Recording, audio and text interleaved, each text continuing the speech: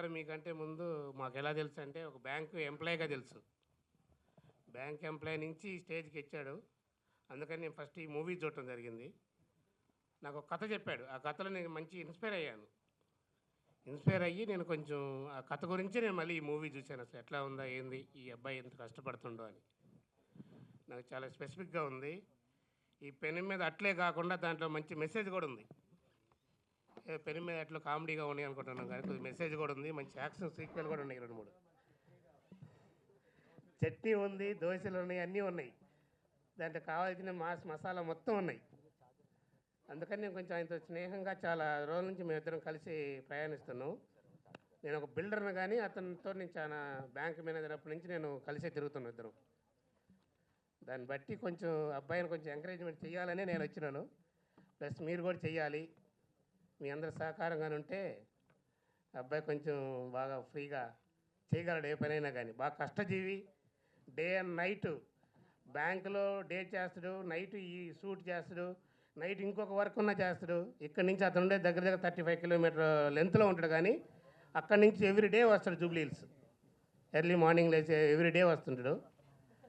అతను కొంచెం డెడికేషన్గా చేస్తున్నాడు ఏ వర్క్ చేసినా. నాకు తెలుగు రాదు. If I make mistakes please excuse me. Suryapet Junction will mark as my Telugu debut. Before this, I have done Kannada and Tamil also worked, but I'm very happy because this is marking as my debut. ఈ మూవీలో నా పేరు Jyothi and this character is very special to me because it is related to my personal, you know, it relates to my life because in my life, for me, my father is my everything. I see him as my God. I worship him, and for Jyoti, in this movie, the whole story is revolving around her father. That's how her journey starts. అది ఎట్లయినా maximum ఎట్లయినా audience అందరూ prefer చేస్తారు. So we have to look the sum dates and theatres కూడా రావాలి, కానీ promote కావాలి. సడన్గా నేను ట్రైలర్ రిలీజ్ చేసిన వెంబటే 1 వీక్లో రావాలి అని అంటే ఎవరు వచ్చి మన సినిమాకి కొట్టేసుకొని వచ్చి చూడరు. కాబట్టి కొంచెం ట్రైలర్ ప్రమోట్ అయ్యి చూడాలి అని చెప్పేసి నేను ఆశిస్తున్నాను అందరూ ఆడియన్స్ని. ఎందుకంటే but I will not disappoint any one. ఎవరు సినిమా చూసినా అని కూడా అది అద్రిపోయేటట్టు ఉంటుందని నేను చెప్పట్లేదు, కానీ చూసిన వాళ్ళు ఎవరు కూడా అది ఇదేం సినిమా రాని అయితే అన్నారు. ఐ ప్రామిస్ దట్ అది కంపల్సరీ బాగుంటుంది సినిమా. యాక్షన్ సీక్వెన్సెస్ కూడా ఏంటంటే రియలిస్టిక్ ఉంటుంది దీంట్లో. మ్యాక్సిమం యాక్షన్ సీక్వెన్సెస్ కూడా ప్లాన్ చేసాం. అవన్నీ సెట్లే మీరు చూసేసింది.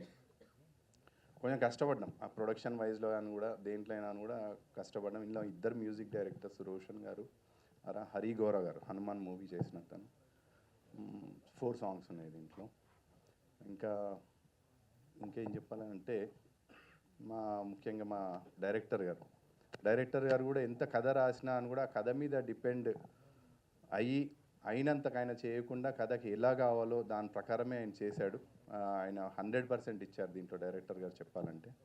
నెక్స్ట్ ఆర్టిస్టులు ఎవరైతే భాషా గారు ఉన్నారు వాళ్ళు రాలేదు. ఇంకా మా సినిమాలు చేసిన తర్వాత ఐ ప్రౌడ్ దట్ చూసి నా దాంట్లో చేసిన ఆర్టిస్టులకు చాలామందికి మంచి మంచి అవకాశాలు వచ్చాయి. దాంట్లో అభిమన్యు సింగ్ గారు, ఆయన కూడా యాక్చువల్గా ఆయనకి నరేట్ చేసిన ఫోన్లోనే నేను వస్తున్నామంటే we're not a rich kids. అన్నిటికీ మనం ప్రతిదీ ఆలోచించాల్సి వస్తుంది. ఫస్ట్ రాగానే మళ్ళీ శాలరీ ఎప్పుడు వస్తుంది, ఇవన్నీ మన కమిట్మెంట్స్ మనకు ఉంటాయి. ఎంతసేపు పొలిటికల్ వాళ్ళు వచ్చేసి నేను లేని వాడికి ఇచ్చేస్తా, వాళ్ళకి అది ఇస్తా ఇది ఇస్తా అంటారు. కానీ మిడిల్ క్లాస్ వాళ్ళు ఏంటంటే అడుక్కోలేని బెగ్గర్. తెలుగులో కొంచెం ఘాటుగా చెప్పాలంటే మనం అడుక్కోలేని బిచ్చిపోలం అని అంటాం. ఎంతసేపు మీరు వాళ్ళకే ఇస్తారంటే because we have right for every vote is the same count. పేదవాళ్ళు వేసినా, మిడిల్ క్లాస్ వాళ్ళు వేసినా, కుప్ప వాళ్ళు వేసినా అని కూడా అందరిది ఒకటే కౌంట్. ఎంతసేపు నువ్వు లేని వాళ్ళకి వేస్తానంటే మిడిల్ క్లాస్ వాళ్ళకి ఎందుకు ఇవ్వవు? అసలు ఫ్రీ ఇవ్వాల్సిన అవసరం ఏముంది అని చెప్పేసి అని అంటారు. ఎవరు అవసరం వాళ్ళకి ఇవ్వద్దని చెప్పట్లేదు. వీళ్ళకేం చేస్తున్నాను, house at the father should equally see the children. ఒక్కరికే చూస్తాను నేను, ఇంకొకరికి చూడను అని చెప్పేసి దాంతో ఈ కాన్సెప్ట్ స్టార్ట్ చేస్తాను. మీరు చేసే దానివల్ల మిడిల్ క్లాస్కి ఏం ప్రాబ్లం అవుతుంది, దానివల్ల ఎఫెక్ట్ ఏమవుతుంది అనేది ఒక కాన్సెప్ట్. అది కొత్తగా ఉండదు సార్. అండ్ పొలిటీషియన్స్, ఇందాక మీరు అడిగినట్టుగా పొలిటీషియన్స్ సార్, ఇప్పుడు మనము ఉన్న దాంట్లో ఒక 4-5 వర్గాలు ఉంటాయి, అంటే గ్రూప్స్. మనకు 4-5 వీళ్ళు ఉంటారు, బీజేపీ, కాంగ్రెస్, ఎవ్రీథింగ్ మన దగ్గర ఏమంటే అన్ని. దాంట్లో ప్రతిసారి ఎలక్షన్స్ వచ్చినప్పుడు each MLA if I'm not wrong minimum ఒక 50 నుంచి 60 వరకు ఖర్చు పెడతారు ఎలక్షన్స్ వచ్చినప్పుడు. అట్లా దగ్గర దగ్గర 5 మెంబర్స్ని కౌంట్ చేసుకుంటే మనము అక్కడనే 250 వరకు అయిపోతుంది. కానీ మనకే ఓటేస్తాడని వాళ్ళకి భయంతో ఉంటారు. వాళ్ళు గెలుస్తారని వాళ్ళకి కాన్ఫిడెన్స్ ఉండదు కదా ఎవరికి కూడా. కానీ నాకే ఓటేయాలి అనేది ఏంటి అనేది ఈ కాన్సెప్ట్లో ఉంది సార్. ఆ నలుగురు కాంపిటీషన్ ఉన్నా కానీ కూడా నేను వీడికే ఎందుకు వేయాలి, ఆ భయం అనేది సృష్టించడం అనేది ఎమ్మెల్యే ఒక స్ట్రాటజీతో చేస్తాడు. దీంట్లో ఎంత మీరు డబ్బులు ఇచ్చినా అని కూడా నేను అవతల వాడికే వేస్తా, అది ఇవ్వకుండా ఏంటి అనేది ఒక కాన్సెప్ట్ దీంట్లో. అది కొత్తగా నేను చెప్పినాను. కంగ్రాచులేషన్స్. అప్పులు పెరుగుతాయి, అందుకనే వర్క్ ఇవ్వండి కానీ సోమరిపోతులు చేయొద్దని. కరెక్ట్ అండి మీరు చెప్పింది. ఇప్పుడు ఊళ్ళల్లో కూలీ దొరకట్లే. ఇప్పుడు భీమవరంలో కానీ అమలాపురం కానీ ఏరియాలో ఒక కూలి పనికి రమ్మంటే ఎవరు రారు. ఇక్కడ ఎక్కువ కూలీలు బీహార్ నుంచి గుజరాత్ నుంచి వస్తున్నారు.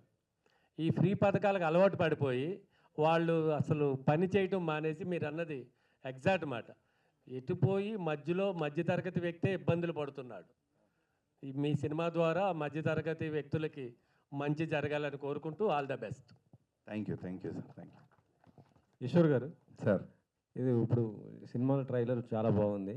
Thank you. హీరోయిన్తో అంటున్నారు నీ పెనం పైన దోశ వేస్తాను అంటే దాని అర్థం ఏంటి సార్? మీకేం అర్థమైంది సార్? నాకేం అర్థమైంది చెప్తా, కానీ అంటే డబల్ మీనింగ్ లాగా ఉన్నట్టు ఉంది అది. అంటే మీకేం అర్థమైంది చెప్తే నేను కరెక్టో కాదా? నాకైతే డబల్ మీనింగ్ లాగా అయితే అర్థమైంది సార్. లేదు సార్, అంటే అమ్మాయి హోటల్లో పనిచేస్తుంది, దోశలు వేసేటప్పుడే చూస్తాను కాబట్టి నీ పెన్నం మీద నేను దోశలు వేస్తే వాడిని అని చెప్పేసాను. నీ పెన్నం మీద అంటే ఆమె వేసే పెన్నం. నైనా గారు మరి వేసారా దోశ వేసారా మరి last? For that, you should go and watch the movie. అంతేనా? Yeah. అంత క్యూరియాసిటీ కల్పిస్తున్నారు. Yeah. ఓకే ఈశ్వర్ గారు, అంటే ఉచిత పథకాల వల్ల అందరు చెడిపోతున్నారు అన్నట్టు సార్ క్వశ్చన్ అడిగాడు కాబట్టి చెప్తాను.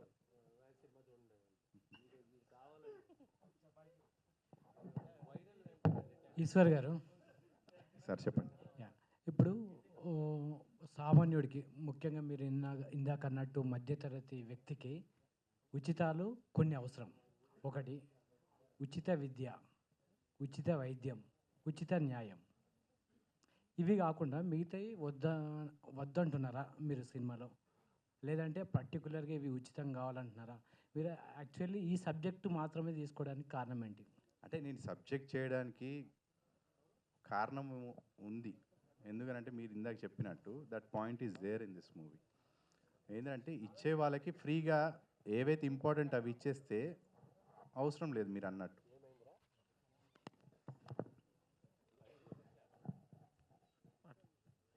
Madam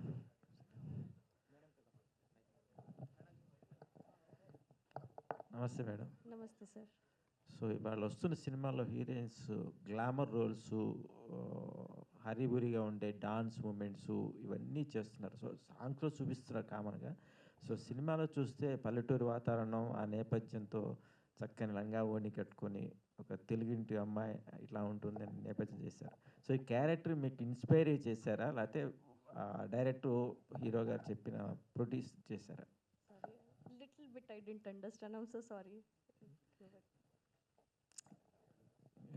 characters I'm still learning Telugu.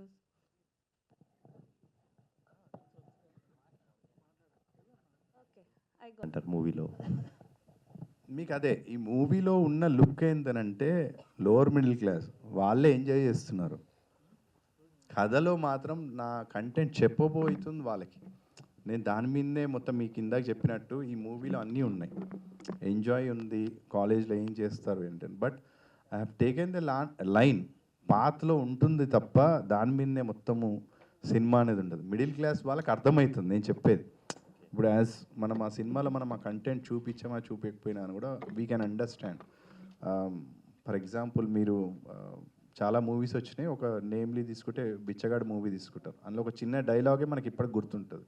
Black money ఆపేయాలి అని అంటే 500 రూపీస్ 1000 రూపీస్ నోట్స్ ఆపేయండి, ఎందుకంటే హండ్రెడ్స్ దాచుకోలేరు ఎక్కువ అని. ఎవరు చెప్తారు దాంట్లో ఆ సినిమాలో? హీరో చెప్పడు, హీరోయిన్ చెప్పదు, ఒక రోడ్ మీద బెగ్గర్ చెప్తాడు. But we registered that dialogue. ఆ కాన్సెప్ట్లోనే చెప్తాం. And my second question is, Eshwar గారికి పర్సనల్గా madam, inspiration heroines, any heroines, old heroines, new heroines inspiration? I like Shushmita Sen. I don't know, but I really like the way she talks, the way she presents herself, and even she's that one heroine who will look good in both attires. When it comes to homely look, she'll look good, and when it comes to modern look, she'll look very good. So I really like Shushmita Sen. Okay, thank you. Actually మీది పాత cinema కూడా చూశాను నేను, కొత్తగా మా ప్రయాణం. చాలా బాగుంది, అది నాకు చాలా నచ్చింది యాక్చువల్లీ ఫస్ట్ అది కూడా. థ్యాంక్ యూ అండి. Anybody? Okay, thank you sir. Thank you అండి, వచ్చిన వాళ్ళందరికీ థ్యాంక్ యూ, మీడియా వాళ్ళందరికీ thank you sir. Thank you for coming for this event. Thank you.